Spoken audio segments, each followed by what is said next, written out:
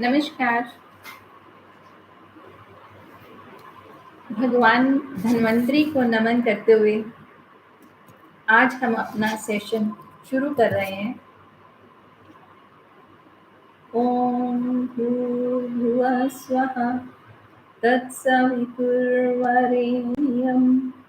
भर्गो देवस्य धीमहि धियो यो न प्रचोदयात्। चरक संहिता अध्ययन में आप सबका स्वागत है। आज हम YouTube पर लाइव सेशन कर रहे हैं और मैं ये चाहूँगी कि आप सब मुझे बताएं कि क्या मैं आपको विजिबल हूँ, ऑडिबल हूँ, तभी हम आगे सेशन करें। प्लीज़ अपने कमेंट्स लिखें ताकि मुझे पता लग सके कि हम लोग ठीक चल रहे हैं।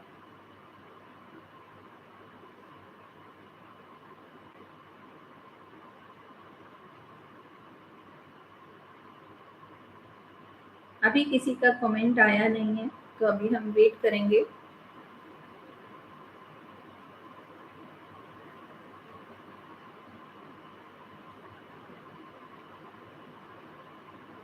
चरक संहिता अध्ययन का आज पहला सत्र आरंभ हो रहा है।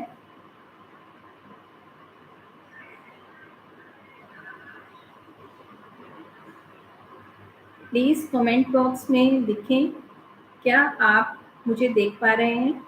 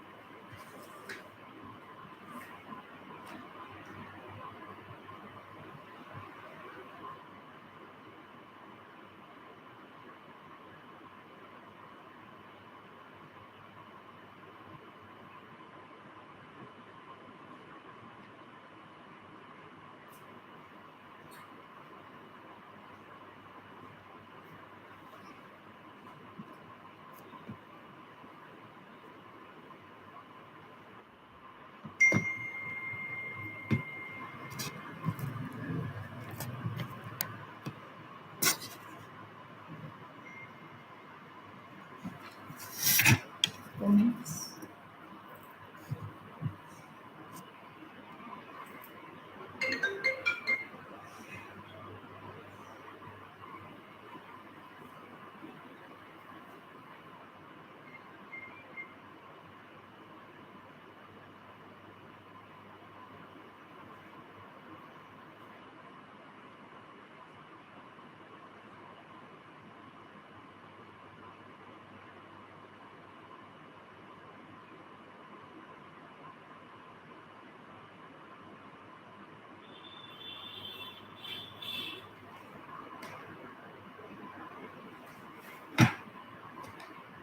कुछ लोग जुड़ गए हैं और हम लोग अपना सेशन स्टार्ट करते हैं।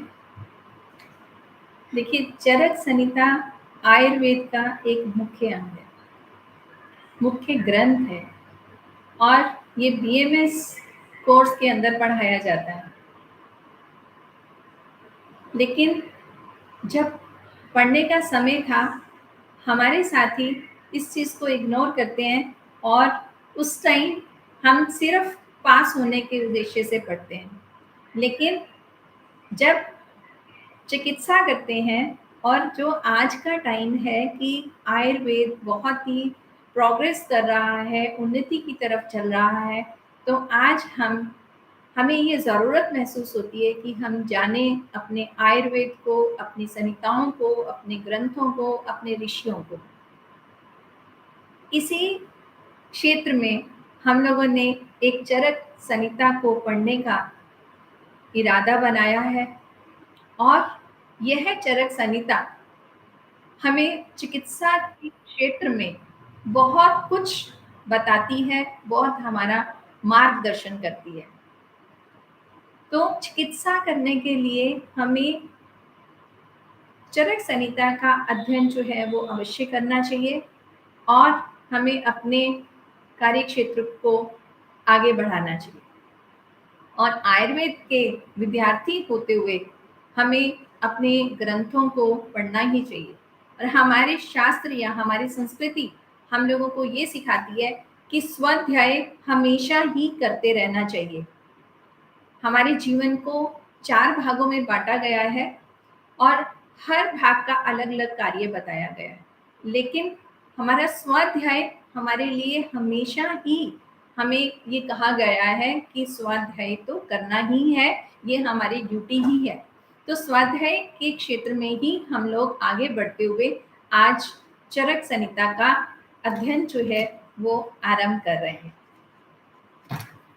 आयुर्वेद बहुत ही पुरानी संस्कृति है, चिकित्सा पद्धति है और अगर हम ऐसा कहें कि ब्रह्मा ने सृष्टि से पूर्व मानव जगत के लिए कुछ निर्देश दिए या हम कहें कि एक रोड मैप बनाना शुरू किया, रोड मैप बनाया और उसी का हमें उल्लेख मिलता है हमारे वेदों में।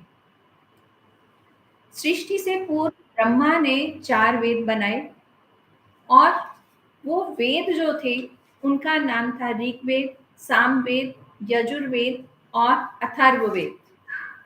और इन्हीं चारों वेदों के अंदर हर चीज का निर्देश दिया गया जो मानव जाति के लिए जरूरी था।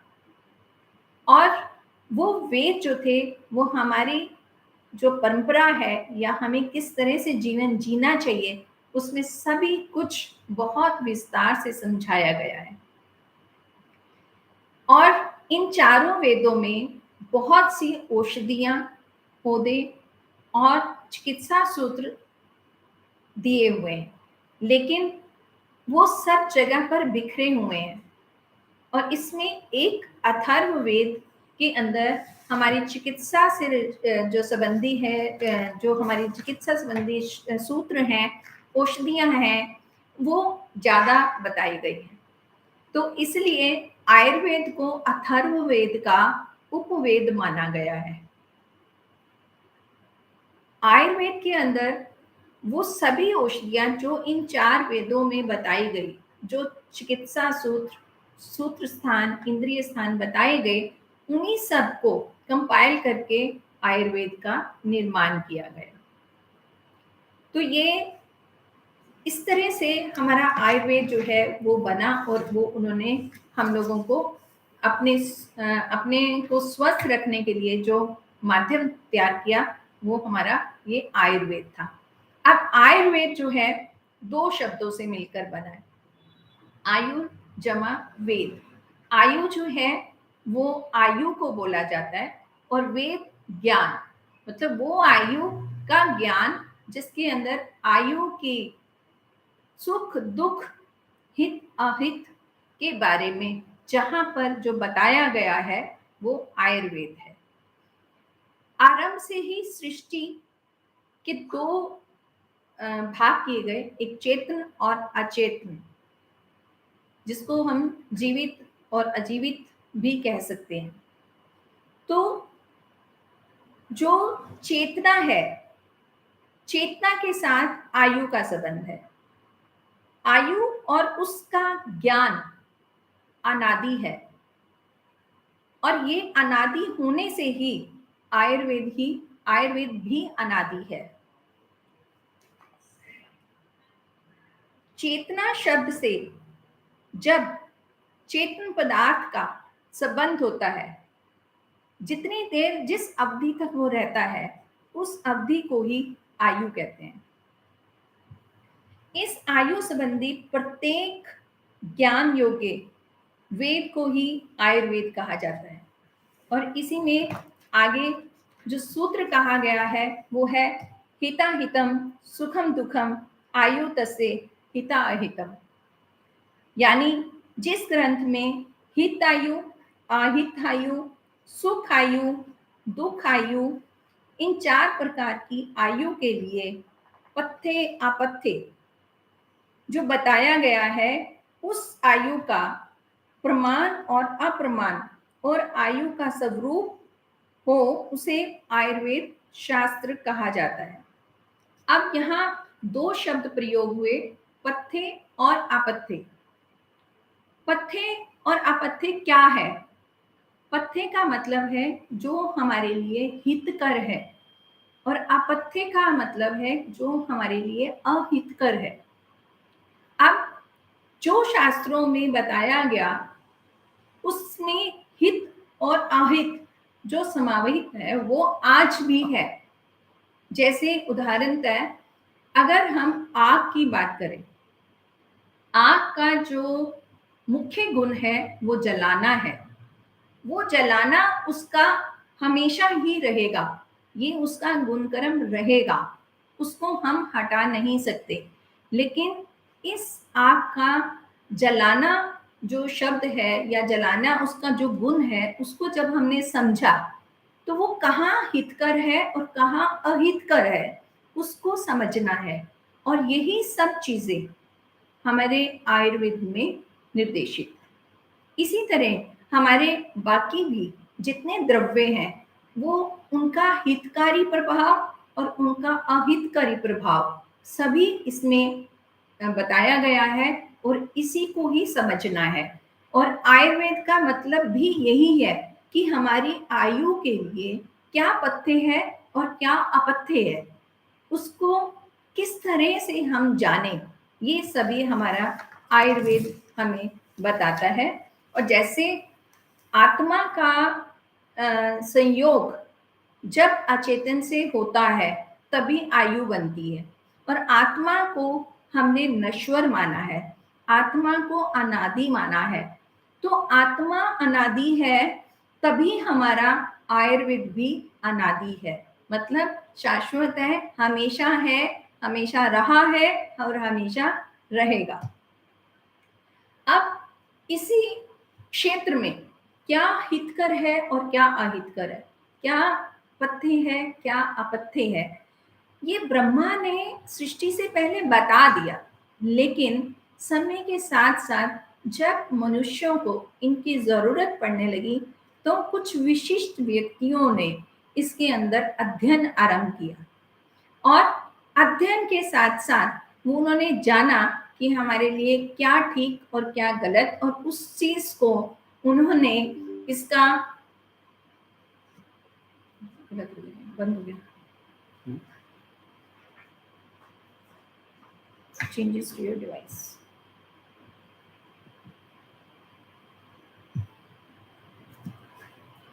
क्षमा प्रार्थी, बीच में रुकावट आई। तो बात कर रही थी कि जब हम ये जानते हैं कि ये पथ्य है अपथ्य है, तो इसी क्षेत्र में जब विशिष्ट व्यक्तियों ने इसके अंदर कार्य आरंभ किया और उन्होंने कुछ सिद्धांत बनाए और सिद्धांतों को इकट्ठा कर उन्होंने ग्रंथों का निर्माण किया, और यही विशिष्ट व्यक्ति जो थे वो हमारे ऋषि कहलाए, और ऋषियों ने ही हमारी संहिताओं का निर्माण किया है। तो ये जो सिद्धांत हैं, जो हमारे ग्रंथ हैं, इन ग्रंथों में भी हमारी जो प्राचीनतम ग्रंथ माना जाता है या प्राचीनतम हमारी संहिता मानी जाती है, वेद माना जाता है, वो हमारा ऋग्वेद है। ऋग्वेद का ये हमें प्रमाण मिला है कि ईसा से 3000 से लेकर 5000 वर्ष पूर्व, इसका निश्चित तो समय नहीं कहा जा सकता, लेकिन जो आइडिया है या जो अनुमान लगाया गया है वो 3000 से 50,000 वर्ष पूर्व इसका जो समय है वो माना गया है। इसमें ऐसे विषयों का उल्लेख है जिनके संबंध में आज के वैज्ञानिक भी अभी तक पूरी तरह से वो अवगत नहीं हो पाए हैं। उसके ऊपर अभी भी बहुत रिसर्च की जरूरत है, और इसी रिसर्च के साथ वो आगे बढ़ सकते हैं। और हमारे आयुर्वेद के एक एक सूत्र के अंदर इतना कुछ भरा है कि केवल मात्र एक सूत्र के ऊपर एक पूरा का पूरा ग्रंथ लिखा जा सकता है। ऐसा आज के वैज्ञानिक भी मानते हैं।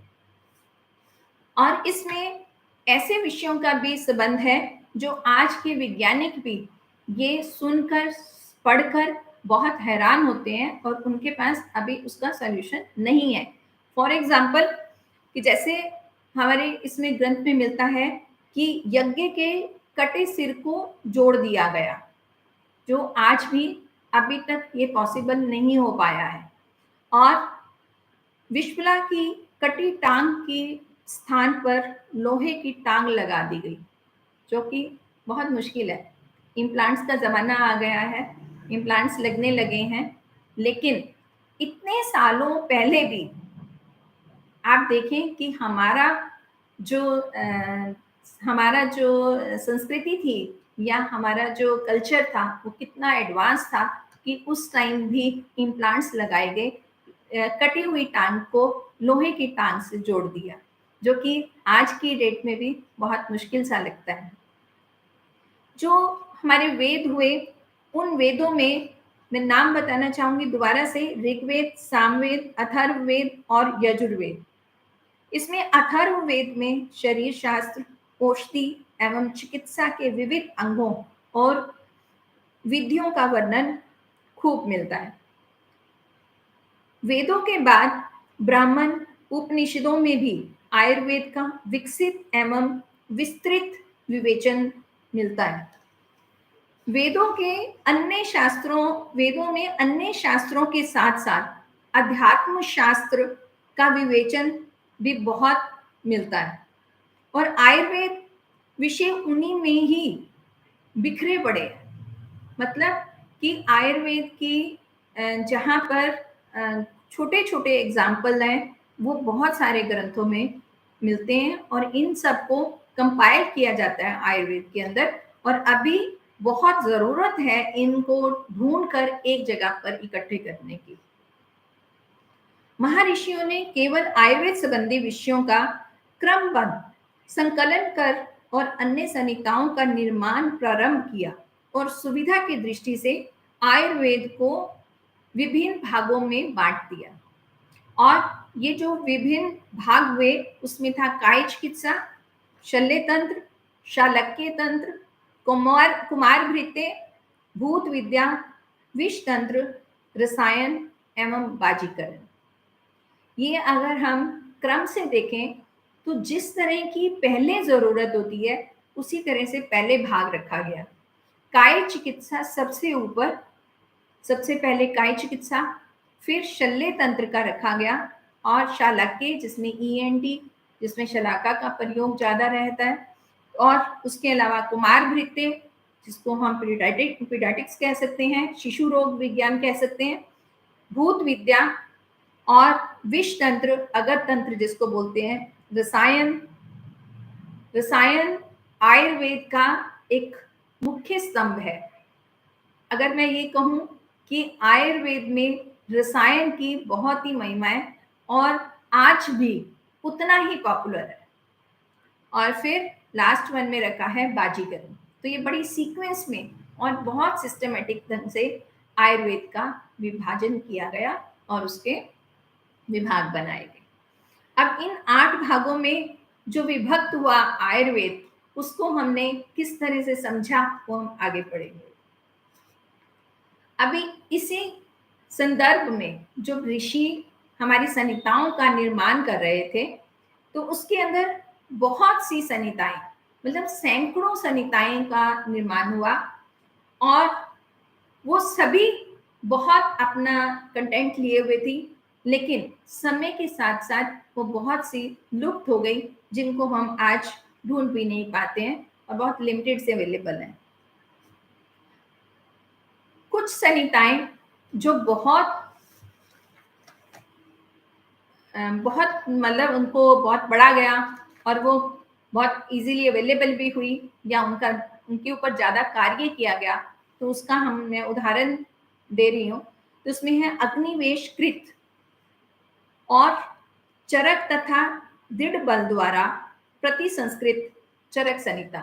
ये आज हमारे पास पूर्ण रूप से उपलब्ध है, लेकिन इसके बारे में आपको बताना चाहूँ कि जब हमारे देश के ऊपर बाहरी लोगों ने आक्रमण किया और आंतरिक कलह की वजह से भी हमारी संस्कृति को बहुत नुकसान हुआ, तो उस समय आयुर्वेद को खत्म करने के उद्देश्य से हमारे चिकित्सा स्थान को बिल्कुल खत्म करने के लिए हमारे जो लिटरेचर था उसको खत्म करने के लिए हर मतलब प्रयास किया गया, हर कोशिश की गई कि ये सब खत्म हो जाए। और जो हमारा लिटरेचर जो था वो संस्कृत में था और बहुत उसको समझना मुश्किल कार्य था। तो उस समय जो हमारे ऊपर आक्रमणकारी थे, उनको सिर्फ शब्द जो है चिकित्सा का पता लगा कि ये जो हमारा पार्ट है चिकित्सा का, यही हमारे लिए वैल्यूएबल है। इसलिए आयुर्वेद का जो चिकित्सा स्थान है, स्पेशली चरक संहिता का चिकित्सा स्थान, मैं अभी बताऊंगी कि चरक को किस तरह से आगे डिवाइड किया हुआ है। तो उसका जो चिकित्सा शब्द था, उनके उसको ऐसा लगा कि सिर्फ केवल मात्र चिकित्सा स्थान ही उनके लिए इंपॉर्टेंट है। तो चिकित्सा के संबंधित जितना भी हमारा लिटरेचर था वो खत्म कर दिया गया। और अगर हम चरक संहिता की बात करें तो ये हमें ये जो इसमें पढ़ते हैं वो उनको पता लगता है कि बहुत सालों तक हमारा चिकित्सा स्थान जो है हमारे पास अवेलेबल नहीं था, लेकिन इसके बाद दोबारा कार्य किया गया और फिर वो चिकित्सा स्थान को इसमें जोड़ा गया। हमारा जो आयुर्वेद बचा वो केवल मात्र सूत्र स्थान से बचा है। सूत्र स्थान के अंदर ही हमारा सारा आयुर्वेद जो है वो छुपा हुआ है। अगर हम केवल मात्र सूत्र स्थान को भी अच्छे से पढ़ लें तो वो बहुत अच्छा हम इसको ज्ञान प्राप्त कर सकते हैं। तो ये हमें ध्यान देनी पड़ेगी कि हमारे जो ऋषि हुए या जो हमारे पूर्वज हुए जिन्होंने ये आयुर्वेद की रचना की या आयुर्वेद को कंपाइल किया, उनको ये था एक आइडिया कि हमने अपना ज्ञान केवल मात्र एक जगह पर न रखकर उसको बिखेर कर रखना है, ताकि जब हमारा एक अंश भी अगर खत्म हो जाता है तो हमारा आयुर्वेद शाश्वत रहे, अनादि रहे, इसका अंत ना हो। इसलिए उन्होंने अपना ज्ञान अलग अलग हिस्सों में बांट के रखा और उसमें सूत्र स्थान को उन्होंने बहुत एक अच्छा स्थान दिया और उसमें बहुत कुछ छुपा के रखा। सूत्र स्थान ने ही हमारे आयुर्वेद को बचाया है। ये हम धीरे धीरे आगे और पढ़ेंगे। तो जैसे मैंने बताया कि चरक संहिता आज हमें पूर्ण रूप से उपलब्ध है, हम इसका पूर्ण जो अध्ययन है वो कर सकते हैं।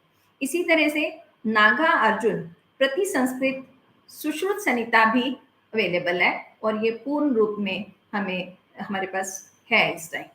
लेकिन इसमें वृद्ध जीवक प्रति संस्कृत कश्यप संहिता खंडित रूप में उपलब्ध है, यह हमें पूरी तरह से अवेलेबल हमारे पास नहीं है।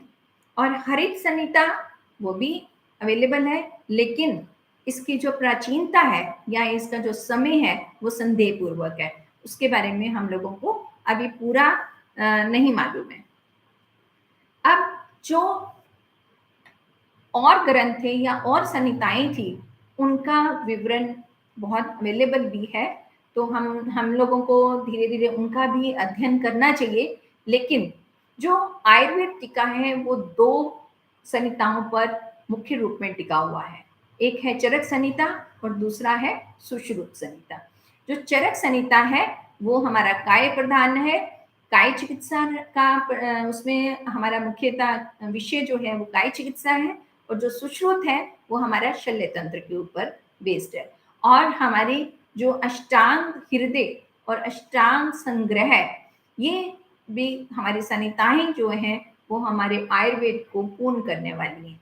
तो ये और बहुत सारी जैसे निघंटू हैं, निघंटू हमारे जस्ट लाइक डिक्शनरी का काम करते हैं, माधव निदान है, तो और भी द्रव्य गुण है, बहुत सारी और चीजें जो हमारी स्टडीज को पूरा करने के लिए काफी रहता है। तो हम लोग इतनी जो असंख्य हमारे पास संहिताएं हैं उनमें से हम जो एक मुख्य संहिता है चरक संहिता, हम उसका अध्ययन आज आरंभ कर रहे हैं। तो चरक संहिता के अंदर जो लिखा है वो सर्वमान्य है और सर्वश्रेष्ठ है, ऐसा जो है वो सभी जो है इसमें मानते हैं कि चरक संहिता को जो आयुर्वेद का है वो बेस माना जाता है। अब चरक संहिता के ऊपर भी बहुत सारी टीकाएं लिखी गई हैं। टीकाएं का मतलब बहुत व्याख्याकारों ने उनका व्याख्या की है। तो इसका समय जो बताया गया है वो है 500 वर्ष से लेकर 1000 वर्ष पूर्व, ईसा पूर्व जो है ये चरक संहिता का समय जो है वो बताया गया है।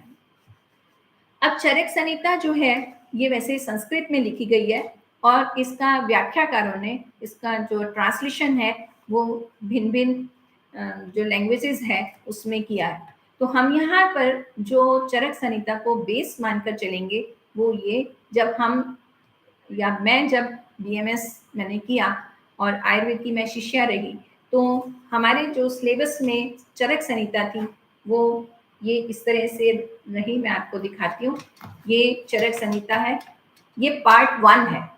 तो ये इसके 2 हिस्से हुए, पार्ट 1 एंड पार्ट 2। मूलतः चरक 1 है, लेकिन सुविधा अनुसार इसको 2 हिस्सों में बांट दिया गया। और जो हमने पढ़ा है उस चरक संहिता जो है वो श्री सत्यनारायण शास्त्री पद्म विभूषण इनके शुभ संचक है और व्याख्याकार हैं इसके पंडित काशीनाथ शास्त्री जी और डॉक्टर गोरखनाथ चतुर्वेदी जी। और ये चुखंबा भारती जी ने इसको, चुखंबा भारती से ये प्रकाशित है। तो हम इसका जो है यहाँ पर अध्ययन करेंगे। और चरक संहिता की व्याख्याकार या टीकाकार बहुत हुए हैं। आप सुविधा अनुसार कोई भी पुस्तक, कोई भी संहिता ले सकते हैं। उनका जो मुख्य सूत्र हैं, जो मुख्य हमारे श्लोक हैं, वो सब में एक है, लेकिन उनका व्याख्या अलग अलग तरह से की हुई है। और अगर हम एक ही चरक संहिता को लेकर पढ़ेंगे तो हमारे को सुविधा रहेगी। तो कोशिश करें कि ये सब जो हम लोगों ने अपने टाइम में पढ़ी है वो वाला ही पढ़ लें तो ज्यादा ठीक जो है वो रहेगा। अब इस ग्रंथ के अंदर सूत्र रूप में सांख्य, योग, न्याय और विशेषिक, वेदांत, मीमांसा, इन आस्तिक दर्शनों के साथ साथ च्वाक आदि नास्तिक दर्शनों तथा प्रोक्ष रूप में व्याकरण आदि वेद अंगों का भी संकलन बहुत सुंदरता से किया गया है। इसमें न केवल एक, मतलब केवल मात्र अगर हम चरक संहिता को पढ़ते हैं या चरक संहिता का अध्ययन करते हैं तो इसमें हम इनका भी जो आस्तिक और नास्तिक हमारे जो दर्शन है, हम उनका भी ज्ञान जो है वो प्राप्त करते हैं। क्योंकि इनका उल्लेख व्याख्याकारों ने, जिन्होंने ट्रांसलेट किया, उन्होंने इनको मेंशन करते हुए समझाने की कोशिश की है।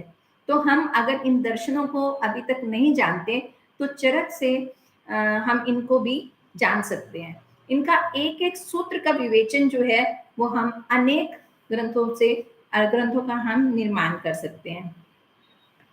तो इसके बारे में कहा गया है, आयुर्वेद के बारे में कहा गया है कि आयुर्वेद का ज्ञान किस तरह से आगे फैला।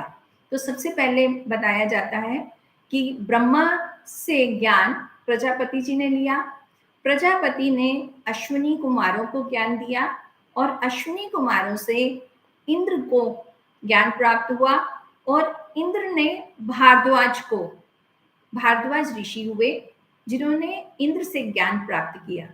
फिर भारद्वाज ने अपने 6 शिष्यों को ज्ञान दिया और ये शिष्य थे अग्निवेश, भेड़, जातुकरण, प्राशर, हरि और शारपानी। तो ये 6 शिष्य हुए। लेकिन इन 6 शिष्यों में जो सर्वज्ञानी थे वो अग्निवेश जी हुए। तो अग्निवेश जी ने ये चरक संहिता को कंपाइल करने का काम किया, लेकिन उस समय इसको चरक नहीं कहा गया, ये अग्निवेशकृत संहिता का निर्माण हुआ।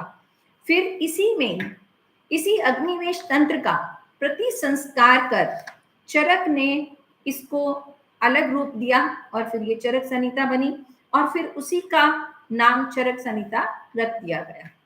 अब ये उपलब्ध चरक संहिता में स्पष्ट उल्लेख है कि चिकित्सा स्थान के 17 अध्याय तथा 12-12 अध्याय के कल्प स्थान और सिद्धि स्थान नहीं मिलते थे।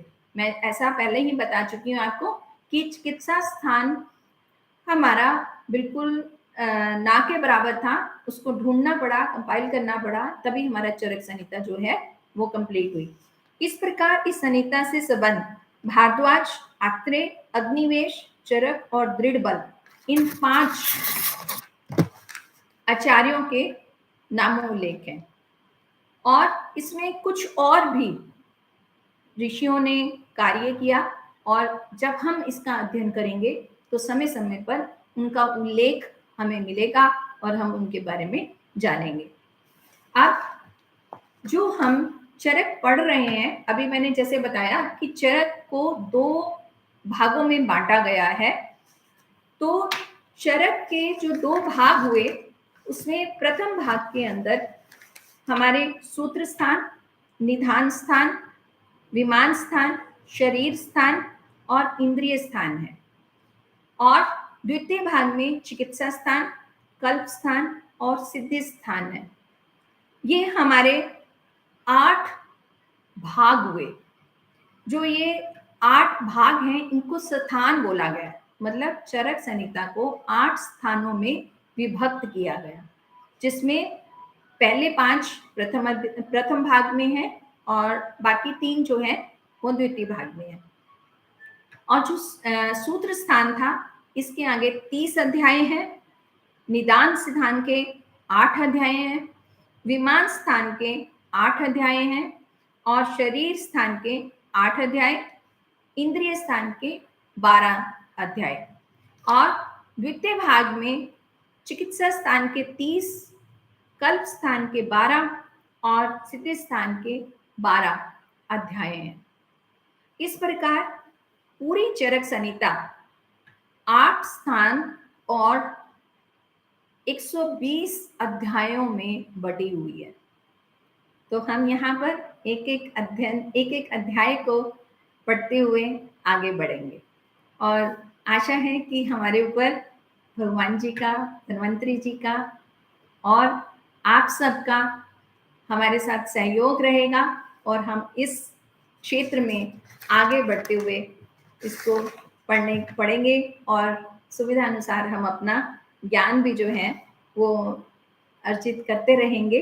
तो ऐसा मेरा विश्वास है और ऐसा हम मानते हैं कि हम हर रोज सोमवार से लेकर शुक्रवार तक प्रतिदिन 4:30 बजे ये क्लास आरंभ करेंगे और इसके अंदर हम पढ़ेंगे और जैसा भी आगे होगा और इंटरेक्टिव सेशन के लिए आप चाहें तो मुझे कमेंट बॉक्स में कुछ आप अपने कमेंट्स बता सकते हैं ताकि हम उसको आगे सुविधा अनुसार आगे करें। तो समय हो चुका है तो मैं कमेंट्स नहीं देख पा रही हूँ।